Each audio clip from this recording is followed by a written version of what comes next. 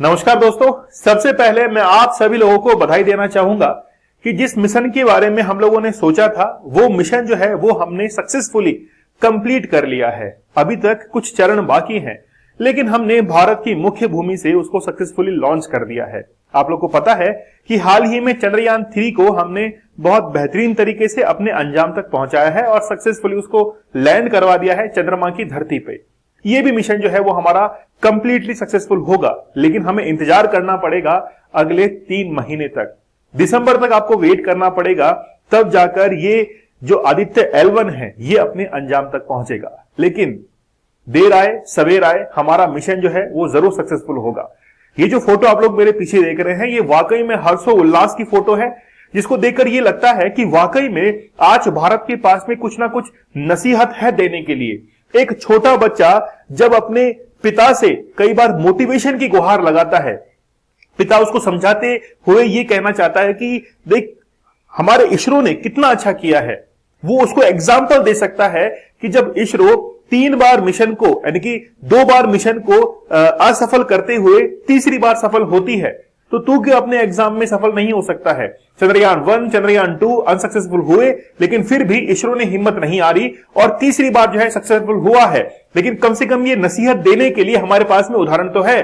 पड़ोसी देश पाकिस्तान के पास में जाइए, उसके पास में तो ये उदाहरण भी नहीं है। मतलब वहां का एक पिता जो है वो अपने पुत्र को एक बेहतरीन एग्जाम्पल भी नहीं दे सकता है कि आखिरकार सफलता कैसे अर्जित करनी है। तो चलिए शुरुआत करते हैं हम लोग आज के बहुत बेहतरीन सेशन को, जिसमें हम लोग आदित्य L1 मिशन की बहुत बारीकियों के बारे में जानेंगे। सबसे पहले मैं आप लोगों को वो फोटोज वो पिक्चर उनसे अवगत करवा देता हूं, जो कि आप लोग देखेंगे कि हाल ही के अंदर मतलब आज के दिन सुबह 11:50 पर लॉन्च किया गया आदित्य L1 मिशन, जिसकी फोटो आप लोग मेरे पीछे देख सकते हैं।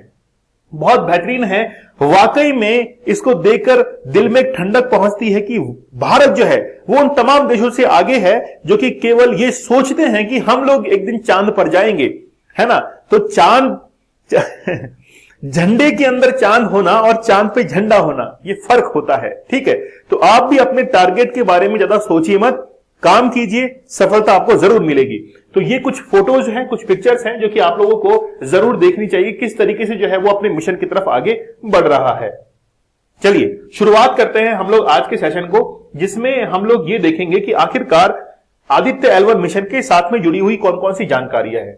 आदित्य L1 मिशन जो कि सूर्य की ताकत लगाने के लिए, वहां पर आने की ताकत का पता लगाने के लिए कि क्या पावर है आखिरकार सन की, इसको हमने 2 सितंबर 2023 को लॉन्च किया है। 378 करोड़ रुपए का खर्च आया है। चंद्रयान 3 की अगर बात करें तो लगभग 650 करोड़ रुपए का खर्च उसके अंदर आया था। उससे भी कम खर्च में हमने 378 करोड़ रुपए में इसको कहां पर पहुंचा दिया है, सूर्य के ऊपर पहुंचा दिया है। पृथ्वी और सूरज के बीच की दूरी करीब 15 करोड़ किलोमीटर है। कितनी है? 15 करोड़ किलोमीटर है। और सूर्य की किरणों को धरती तक पहुंचने में केवल 8 मिनट लगते हैं। हमको वहां पर मिशन पहुंचाने के अंदर जो समय लग रहा है वो 3 महीने का समय लग रहा है। 115 दिन जो है वो हम लोगों को समय लगेगा और सूर्य का जो प्रकाश है वो 8 मिनट में धरती पर पहुंच जाता है। जहां पर आदित्य L1 को तैनात किया गया है, उस बिंदु को हम लोग क्या कह रहे हैं? L1 पॉइंट कह रहे हैं। क्या कह रहे हैं उसको? L1 बिंदु हम लोग कह रहे हैं। ये धरती से 15 लाख किलोमीटर है। देखिए ये L1, आदित्य के आगे L1 जो लगा हुआ है, L का मीन्स है लैंग्राज पॉइंट। 5 ऐसे लैंग्राज पॉइंट है जिनमें से L1 पर हम लोग उस मिशन को जो है वो पॉइंट आउट करने वाले हैं। यह एक ऐसी जगह है जहां ग्रहण का प्रभाव नहीं पड़ता है। मतलब जो L1 लैंग्राज 1 पॉइंट है, वहां पर सूर्य के ग्रहण का कोई प्रभाव नहीं पड़ता है।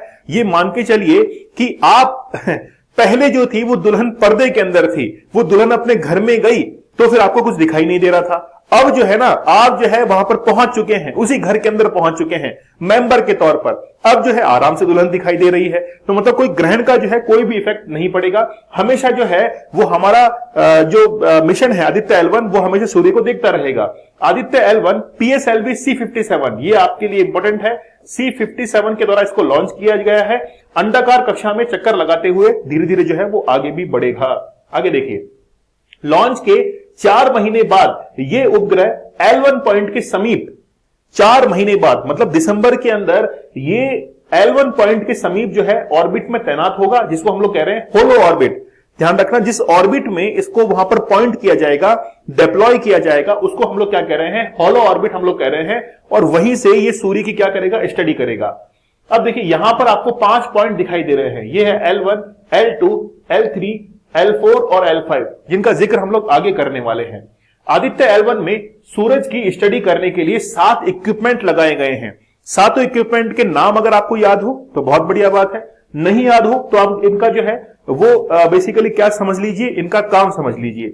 सूर्य से जो भी वेव्स निकलती हैं, जो भी किरणें निकल रही हैं, फोटोन्स निकल रही है, जो भी एनर्जी निकल रही है, उनका ही बेसिकली अध्ययन करने के लिए, स्टडी करने के लिए 7 इक्विपमेंट लगाए गए हैं। जब भी ये ऊर्जा निकलती है तो वो फोटोन्स के रूप में निकलती है, एक पैकेट के रूप में निकलती है। तो आखिरकार वो ऊर्जा बनती कैसे है, इनके ऊपर स्टडी की जाएगी।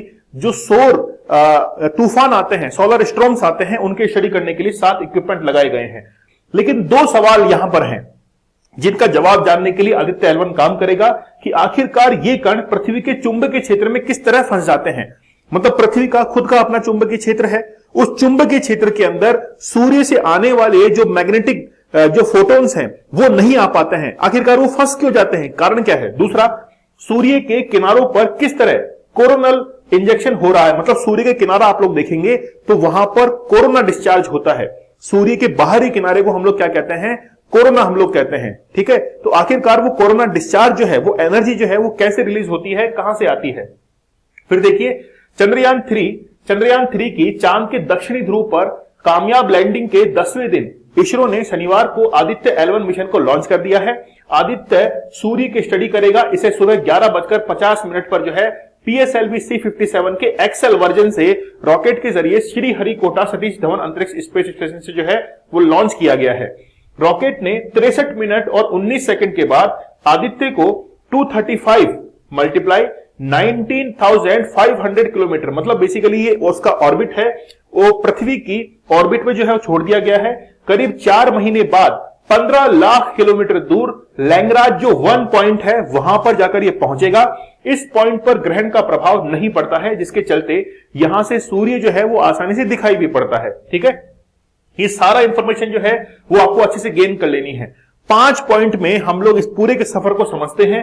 सबसे पहला पॉइंट ये है कि PSLV रॉकेट ने आदित्य को इस ऑर्बिट के अंदर पृथ्वी की कक्षा में जो है वो छोड़ दिया है। 16 दिनों तक, कितने दिनों तक, 16 डेज तक, 16 दिनों तक पृथ्वी की कक्षा में रहेगा। 5वां बार यानी कि उसमें 5 थ्रस्ट होंगे, मतलब ये मान के चलिए कि 5 उसमें इंजन बार बार स्टार्ट होंगे, उसको आगे जो है वो पुश करेंगे। 16 दिनों तक वो पृथ्वी की कक्षा में रहेगा। 5 बार थ्रस्ट फायर कर ऑर्बिट जो है उसको बढ़ाता रहेगा। मतलब धीरे, पहले छोटा ऑर्बिट रहेगा, धीरे धीरे जो है वो अपने ऑर्बिट को बढ़ाता रहेगा। फिर से आदित्य के थ्रस्टर फायर होंगे और L1 पॉइंट की ओर निकल जाएगा। 110 दिन के सफर के बाद आदित्य ऑब्जर्वेटरी इस पॉइंट के पास पहुंच जाएगा। 110 दिन लगेंगे जब वो कहां पर पहुंच जाएगा, L1 पॉइंट पर पहुंच जाएगा। थ्रस्टर फायरिंग के जरिए आदित्य L1 पॉइंट के ऑर्बिट में जो है फिर उसको छोड़ दिया जाएगा, ठीक है। चलिए आगे देखिए, अब ये L1 पॉइंट आखिरकार है क्या, लैंग्राज पॉइंट क्या होता है। लैंग्राज पॉइंट का नाम इतावली फ्रेंच, मतलब इटालियन और फ्रेंच नागरिकता रखने वाले मैथमेटिशियन थे जोसेफी लुई लैंग्राज के नाम पर जो है रखा गया है। इसे बोलचाल में L1 नाम से जाना जाता है। ऐसे 5 पॉइंट जो हैं वो धरती और सूर्य के बीच में हैं। पॉइंट की संख्या जरूर देखिएगा कि 5 पॉइंट हैं, L1, L2, L3, L4, L5, जहां सूर्य और पृथ्वी का गुरुत्वाकर्षण बल जो है वो बैलेंस हो जाता है। मतलब मान के चलिए कि 3 दोस्तों के बीच में एक दोस्त जो है वो बीच में फंसा हुआ है, एक इधर से खींच रहा है, एक इधर से खींच रहा है और ये बैलेंस हो रहा है। ठीक इसी प्रकार दोनों के गुरुत्वाकर्षण बल, मतलब पृथ्वी के और सूर्य के जो ग्रेविटेशनल फोर्स है उसके बीच में बैलेंस हो रहा है हमारा आदित्य L1। और उसी पॉइंट को हम लोग क्या कह रहे हैं, लैंग्राज 1 पॉइंट, जहां पर उसको डिप्लॉयड किया जाना है 15 लाख किलोमीटर दूर। और सेंट्रिफ्यूगल फोर्स जो है वो बन जाता है। सेंट्रिफ्यूगल फोर्स क्या होता है कि जैसे मान लीजिए कि आपके पास में एक पहिया है, पहिया जो है जब घूमता है तो उस पहिए के किनारे पर एक फोर्स डेवलप हो जाता है जिसको हम लोग कहते हैं सेंट्रिफ्यूगल फोर्स, जो कि किसी भी ऑब्जेक्ट को, किसी भी वस्तु को बैलेंस करने के काम में आता है। ओके, ऐसे में इस जगह पर अगर किसी ऑब्जेक्ट को रखा जाता है तो वह आसानी से दोनों के बीच स्थिर हो जाता है और उस पॉइंट के आसपास चक्कर लगाना शुरू कर देता है। पहला लैंग्राज पॉइंट धरती और सूर्य के लगभग 15 लाख किलोमीटर दूर स्थित है। लेकिन सवाल यह है कि हमने L1 पॉइंट पर ही जो है वो इसको डिप्लॉयड क्यों किया है? तो उसका जवाब यह है, बेसिकली 5 पॉइंट आपके पास में है, L1 है, L2 है, फिर L3 है, फिर L4 है और फिर L5 है। ये सब अलग अलग जगह पर है, लेकिन L1 पॉइंट ऐसी जगह पर है जो कि सूर्य और पृथ्वी के बीच में है, जहां पर दोनों का ग्रेविटेशनल फोर्स जो है वो आपस में बैलेंस होता है। पृथ्वी से इसकी दूरी जो है वो कितनी है? 15 लाख किलोमीटर है। 15 लाख किलोमीटर है और जहां पर जाकर इसको डिप्लॉयड जो है वो किया जाएगा आज से लगभग आप लोग मान सकते हैं 110 दिन के बाद में। ठीक है, तो ये लैंग्राज पॉइंट है। सूर्य और पृथ्वी के बीच में 5 लैंग्राज पॉइंट है। कितने हैं? 5 लैंग्राज पॉइंट जो है वो रखे गए हैं। अच्छा, ये मिशन जो है वो सक्सेसफुल कैसा होगा वो देखिएगा। ये हमारी पृथ्वी है। सबसे पहले उसने छोटा ऑर्बिट लिया, मतलब एक चक्कर उसने लगाया। दूसरा जो है वो बड़ा चक्कर लगाएगा, फिर तीसरा और बड़ा चक्कर लगाएगा, चौथा और बड़ा चक्कर लगाएगा और 5वें चक्कर के अंदर वो यहां से निकलकर, मतलब पृथ्वी की गुरुत्वाकर्षण कक्षा से बाहर निकलकर, ऑर्बिट से बाहर निकलकर वो सूर्य का सफर करना शुरू कर देगा। यहां पर जो उसके दिन थे वो कितने थे? 9 दिन तक जो है वो इन कक्षाओं के अंदर रह रहा है। उसके बाद में यहां पर ये पहुंचने में 15 दिन लगा देगा। फिर ये घूमकर जो है वो अब अपने पॉइंट को हासिल करेगा और धीरे धीरे कहां पर आ जाएगा? इस L1 पॉइंट पर आकर वो तैनात हो जाएगा। तो पृथ्वी से इस L1 पॉइंट की जो दूरी है वो कितनी है? 15 लाख किलोमीटर जो है वो इतनी दूरी है और तय करने में आपको पता है 4 महीने जो है वो इसके अंदर लगने वाले हैं। अच्छा, इसके अंदर जो 7 इक्विपमेंट लगे हैं आखिरकार वो किस काम में है? इक्विपमेंट जो लगे हैं बेसिकली वो 7 इक्विपमेंट हैं और जिस ऑर्बिट के अंदर हमारा आदित्य L1 घूमने वाला है उसको हम लोग कह रहे हैं होलो ऑर्बिट। 7 इक्विपमेंट ये सब मिलाकर काम करने वाले हैं कि आखिरकार सूर्य से जो मैग्नेटिक वेव्स आ रही हैं वो पृथ्वी के वातावरण के अंदर, एनवायरमेंट में क्यों प्रवेश नहीं कर पाती हैं। सबसे बड़ा कारण ये है। दूसरा कि सूर्य के चारों तरफ जो कोरोना डिस्चार्ज है उसमें एनर्जी कैसे प्रोड्यूस हो रही है। ये 2 सवालों के जवाब जो है वो हमको इस आदित्य L1 मिशन से जानने हैं। ठीक है, 7 इक्विपमेंट इसमें लगे हैं। तो सूर्य के किनारों पर होने वाली हीटिंग का पता लगाएगा कि आखिरकार वो हीटिंग जो है वो किस तरीके से हो रही है, उसका रीजन क्या है। फिर क्या है, सूरज के किनारों पर उठने वाले सोलर जो स्ट्रॉम है, सौर तूफान है, उनकी गति क्या है, उसके तापमान के पैटर्न को वो समझेगा। फिर है पृथ्वी पर आने वाली सूरज की किरणों से मौसम पर पड़ने पर जो है मौसम पर क्या असर पड़ता है। फिर है कि सूरज की वायुमंडल की जानकारी का रिकॉर्ड जो है रखेगा। ये मतलब ये टारगेट है कि हमने जो है आखिरकार आदित्य L1 को सूर्य पर क्यों भेजा है। आप लोग जानकर जो है बड़े, यानी कि आपने उत्सुकता होगी कि ऐसे कौन कौन से देश हैं जिन्होंने अपना सूर्य मिशन जो है वो लॉन्च किया है। अभी हम लोग उस पॉइंट पर आएंगे, लेकिन सबसे पहले यहां पर देखिए, सूर्य 2 तरह से एनर्जी रिलीज करता है। पहला है कि प्रकाश का सामान्य प्रवाह, जैसे हम लोग कहते हैं कि सूर्य से प्रकाश जो है वो 8 मिनट के अंदर आकर पृथ्वी पर पहुंचता है। एक तो उसका काम यह है कि एक एनर्जी रिलीज हो रही है जिसको हम लोग कहते हैं फोटॉन्स, है ना। फिर प्रकाश कणों और चुंबकीय क्षेत्रों का विस्फोट, जिससे इलेक्ट्रॉनिक चीजें खराब हो सकती हैं। वहां से मैग्नेटिक वेव्स जो है वो निकलती हैं। सूर्य से मैग्नेटिक वेव्स निकलती हैं। अब पृथ्वी से भी तो मैग्नेटिक वेव्स निकलती हैं। अच्छा, आप लोग ये बताइए, आप लोगों ने कभी चुंबक देखी होगी, एक तरफ एन पोल होता है, एक तरफ साउथ पोल होता है। वहीं पर आप लोग दूसरी तरफ भी चुंबक को रख लीजिए, एक तरफ एस पोल होता है, एक तरफ एन पोल होता है। जब दोनों सेम पोल एक साथ अपने सामने आते हैं तो कभी भी जो है आपस में चिपकते नहीं है, एक दूसरे से दूर हटते हैं। कारण क्या है कि सेम पोल जो है वो एक दूसरे को प्रतिकर्षित करते हैं। ठीक है, सेम यहां पर है। पृथ्वी का भी अपना खुद का मैग्नेटिक फील्ड है, सूर्य का भी अपना मैग्नेटिक फील्ड है। दोनों के फील्ड आपस में टकराते हैं तो क्रॉस कर देते हैं, मतलब न्यूट्रल कर देते हैं। तो सूर्य का जो मैग्नेटिक वेव्स है वो पृथ्वी के एनवायरमेंट में पहुंच नहीं पाती हैं। कारण जानना है हमको, ठीक है। ये 2 जो है, अच्छा उसको हम लोग कहते क्या है, वो है सोलर फ्लेयर।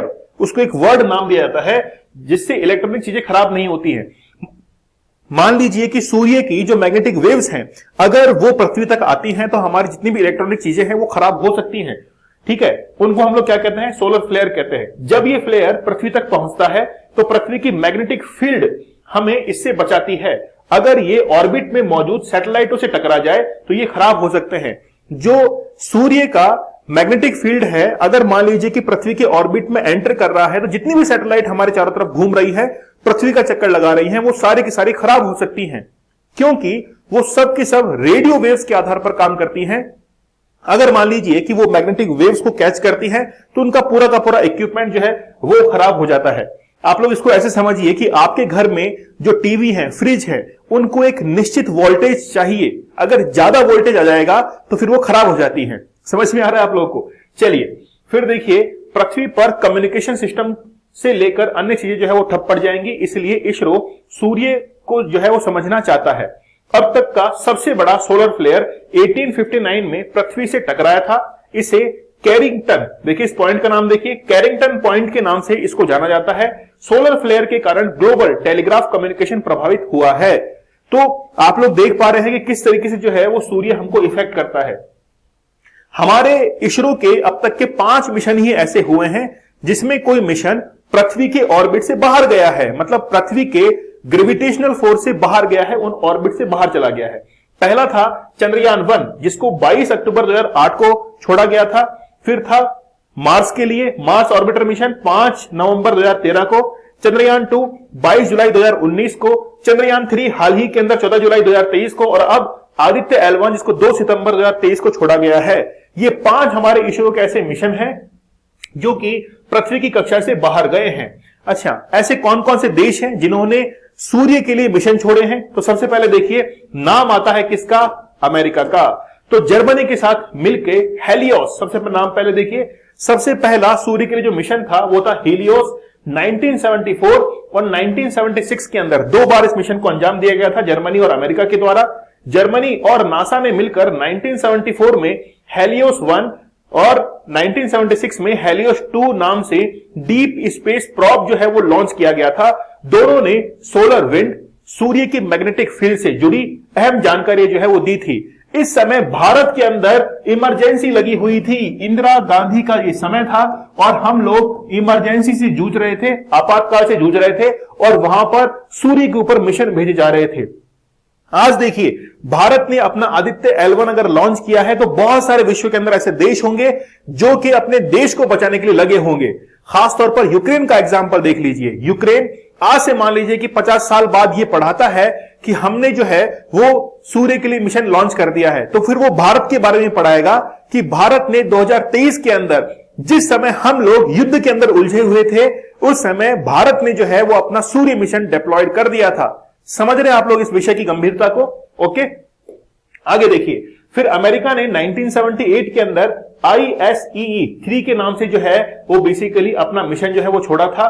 फिर अमेरिका ने ही विंड 1994, मैं केवल इतना जो है आप लोगों को नाम बता रहा हूं, बाकी जो है वो आपकी जानकारी इतनी कोई खासी है नहीं, ठीक है। चलिए ओके, फिर देखिए अमेरिका और यूरोप का था सोहो, अमेरिका और यूरोप का सोहो 1995 के अंदर सोलर एंड हीलियोस्फेरिक ऑब्जर्वेटरी इसका पूरा नाम था। अमेरिका ने फिर 2006 के अंदर स्टीरियो एंड बी के नाम से छोड़ा था मिशन। फिर देखिए पार्कर सोलर प्रोब 2018 का अमेरिका का मिशन था। फिर चाइना का है ASOS 2022 का ये मिशन है। और फिर ठीक है, तो ये बेसिकली क्या है कि इतने सारे मिशन हैं, तो हम लोग इसका कंक्लूजन ये निकाल सकते हैं कि सबसे पहला जो मिशन था वो जर्मनी और अमेरिका का। अमेरिका ने कुल लगभग 5-6 बार जो है वो सूर्य के ऊपर अपने मिशन छोड़े हैं। फिर चाइना है और फिर भारत है। अगर देशों के क्रम में हम लोग देखें तो भारत जो है वो कौन सा देश हो जाएगा? भारत जो है वो लगभग 5वां देश आप लोग मान लीजिए, जर्मनी, अमेरिका, यूरोप, चाइना और फिर भारत। ठीक है, अगर देशों के क्रम में हम लोग देखें तो, मिशन के क्रम में देखें तो लगभग 7वां क्रम जो है वो आप लोग डिसाइड यहां पे कर सकते हैं। तो ये पूरी जानकारी थी आखिरकार इस पूरे के पूरे आदित्य L1 मिशन के बारे में। ओके, आगे देखिए, अब यहां पर देखिए कि एक बहुत जबरदस्त फैक्ट है। सूर्य के अंदर, सूर्य में 13 लाख पृथ्वी जो है वो समा सकती है। मतलब एक हमारी अर्थ है, ऐसी 13 लाख पृथ्वियां सूर्य के अंदर जो है वो समा सकती हैं। कैसे? क्या वाकई में डाटा जो है, डेटा वो सही है? सुनिएगा इधर। सूर्य सोलर सिस्टम का सबसे बड़ा तारा है। यह सोलर सिस्टम का सबसे बड़ा और भारी ऑब्जेक्ट है। इसे ऐसे समझें कि पृथ्वी के मास से सूर्य का मास 3.3 लाख गुना ज्यादा है। सूर्य का डायमीटर यानी कि व्यास जो है वो धरती के डायमीटर से 109 गुना ज्यादा है। मतलब हमसे 109 गुना ज्यादा बड़ा है। तो 109 गुना ज्यादा बड़ा है तो आप लोग समझ सकते हैं कि 13 लाख पृथ्वियां उसमें समा सकती हैं। ये इतना विशाल है कि इसमें 13 लाख पृथ्वी और बाकी ग्रह जो है वो 600 बार समा सकते हैं। मतलब ऐसे ग्रह 600 बार आप उसमें डाल दीजिए, इतना बड़ा जो है वो सूर्य है।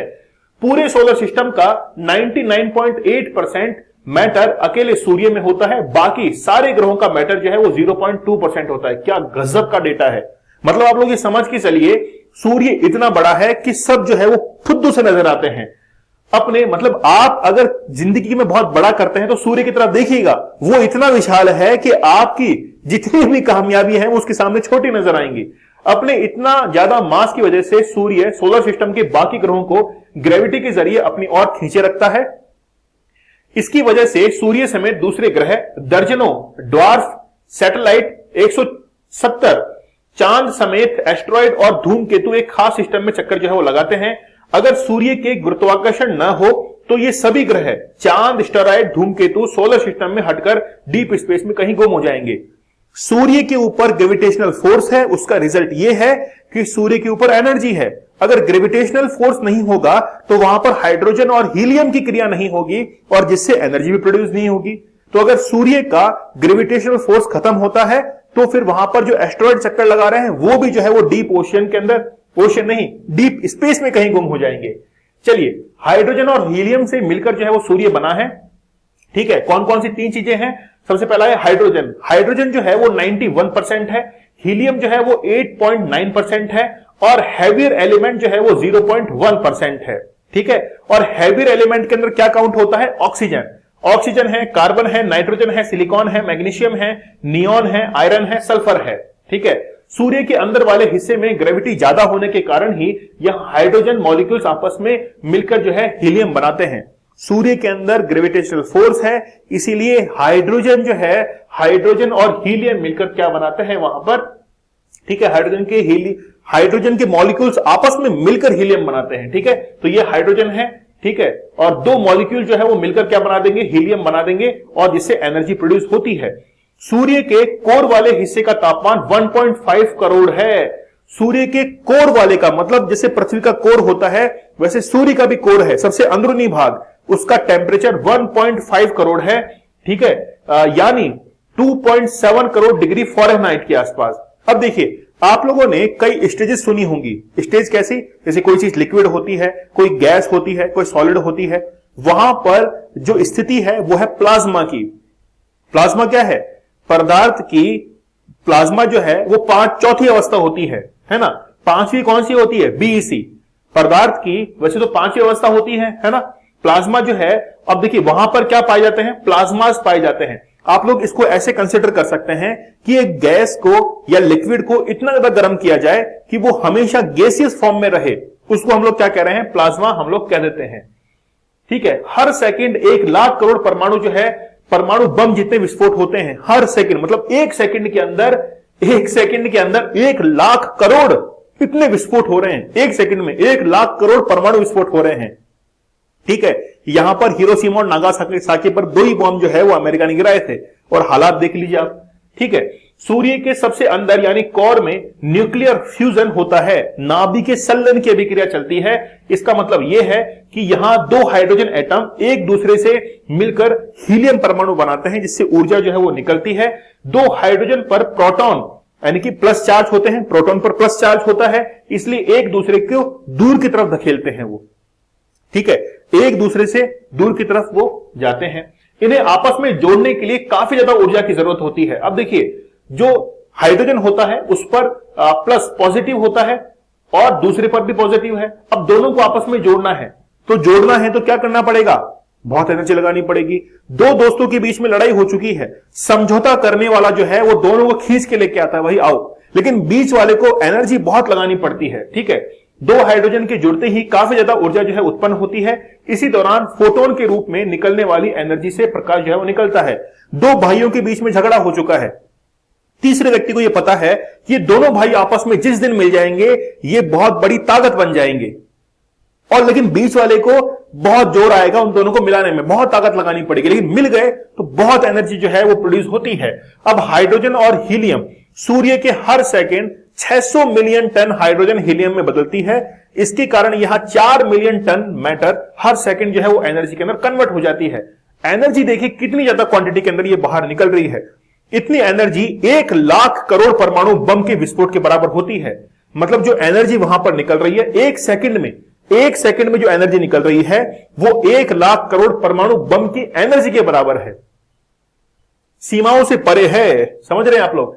ठीक है, अब देखिए, जब भी सूर्य से प्रकाश आता है तो उसको 6 लेयर पार करने पड़ते हैं। 6 लेयर जो है वो पार करने पड़ते हैं सूर्य के। सबसे अंदर जो है वो कोर होता है, जैसे पृथ्वी का कोर है वैसे कोर होता है। कोर के बाद में रेडियो एक्टिव जोन होती है जहां पर ये सारी अभिक्रियाएं चलती हैं। फिर है कनेक्टिव जोन, फिर है फोटोस्फीयर, फिर है क्रोमोस्फीयर, फिर है कोरोना। या आप लोग उसको ऐसे भी कंसीडर कर सकते हैं कि सबसे ऊपर कोरोना होता है, उसके नीचे क्रोमोस्फीयर, उसके नीचे फोटोस्फीयर, उसके नीचे कनेक्टिव जोन, उसके नीचे रेडियो एक्टिव जोन और उसके नीचे कोर जो है वो होता है। तो कुल 7 लेयर जो है, कुल 6 लेयर सूर्य के अंदर कुल 6 लेयर जो है वो होती हैं। और फिर देखिए 3 लाख किलोमीटर प्रति घंटे प्रति सेकंड 3 लाख किलोमीटर प्रति सेकंड की रफ्तार से सूर्य का जो प्रकाश है वो हमारी तरफ बढ़ता है और केवल 8 मिनट उसको लगते हैं पृथ्वी तक आने में। जो सूर्य की जो प्रकाश आ रहा है उसकी रफ्तार देखिए 3 लाख किलोमीटर पर सेकंड के अंदर ट्रेवल जो है वेलोसिटी गजब की है। फोटोन में काफी ज्यादा ऊर्जा होती है, ये सीधे धरती पर आ जाए तो जानलेवा हो सकते हैं। हालांकि पृथ्वी तक पहुंचने के लिए रोशनी काफी जो है वो पुरानी हो चुकी होती है। जिस फोटोन को सूर्य के कोर से बाहरी सतह तक आने में कुछ सेकंड लगने चाहिए, उसे इतनी दूरी तय करने में 10 लाख साल लग जाते हैं। मतलब ये कहना चाह रहा है कि सूर्य के कोर के अंदर सबसे जो अंदर की सतह है वहां पर जो एनर्जी प्रोड्यूस हुई है उसको सबसे बाहरी सतह तक आने में लगभग 10 लाख साल लग जाते हैं। अगर वो सडन बाहर आ जाए तो फिर जो है तबाही मच सकती है, बहुत ज्यादा टेम्परेचर होता है। इसका अर्थ यह है कि सूर्य के अंदर हाइड्रोजन फोटोन की रफ्तार कम करने के साथ ही उसकी दिशा जो है उसको भी बदल देता है। मतलब फोटोन जो है ना वो क्या करते हैं, उसकी रफ्तार को कम कर देते हैं। वेरी गुड, मतलब जानकारी जो है वो भर भर के है सूर्य के बारे में। सूर्य के अपने ही धुरी पर घूमने की वजह से इसके चारों ओर एक मैग्नेटिक फील्ड का निर्माण जो है वो होता है। ये इतना शक्तिशाली होता है कि फोटोन को अपने अंदर जकड़ लेता है। मैग्नेटिक फील्ड, आप देखिए कि एक ऑब्जेक्ट जो है बहुत रफ्तार से घूम रहा है, तो जो बहुत रफ्तार से घूम रहा है ऑटोमेटिक उसके अंदर मैग्नेटिक फील्ड जो है वो उत्पन्न हो जाता है। मैग्नेटिक फील्ड क्या है?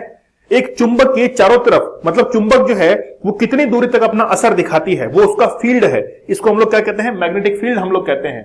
तो दो मैग्नेटिक फील्ड के आपस में टकराते ही हजारों परमाणु बमों के फटने जितनी एनर्जी जो है प्रोड्यूस होती है।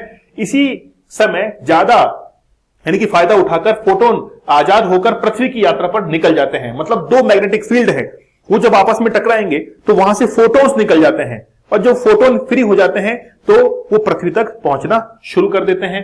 इसके बाद सूर्य के बाहरी सतह से हमारी आंखों तक पहुंचने में इसको केवल कितना समय लगता है? 8 मिनट और 30 सेकंड का समय जो है वो लगता है। तो ये पूरी जानकारी थी आदित्य L1 के बारे में। आई होप आप लोगों को पसंद आई होगी। बहुत लंबा जो है वो हम लोगों ने आपको समझा है, लेकिन जानकारी बड़ी जबरदस्त है। एक एक पॉइंट जो है वो आप लोगों को समझने का है। बहुत सारा डेटा है, लेकिन मुझे आप लोग कमेंट सेक्शन में जरूर बताइएगा कि लेक्चर आप लोगों को कैसा लगा। और चैनल पर नए हैं तो सब्सक्राइब जरूर कर दीजिएगा। हम लोग जिस तरीके से चंद्रयान 3 के अंदर सक्सेसफुल हुए हैं, वैसे ही आज से 4 महीने बाद आप लोग के पास में रिजल्ट होगा कि हम लोग आदित्य L1 के लिए भी सफल हो जाएंगे। तो चलिए मिलते हैं आप लोगों से अगले कंटेंट के साथ में, लेकिन आप लोग एक कमेंट जरूर छोड़िएगा इस वीडियो के नीचे कि आप लोगों को लेक्चर जो है वो कैसा लगा है। तब तक धन्यवाद, थैंक यू, जय हिंद।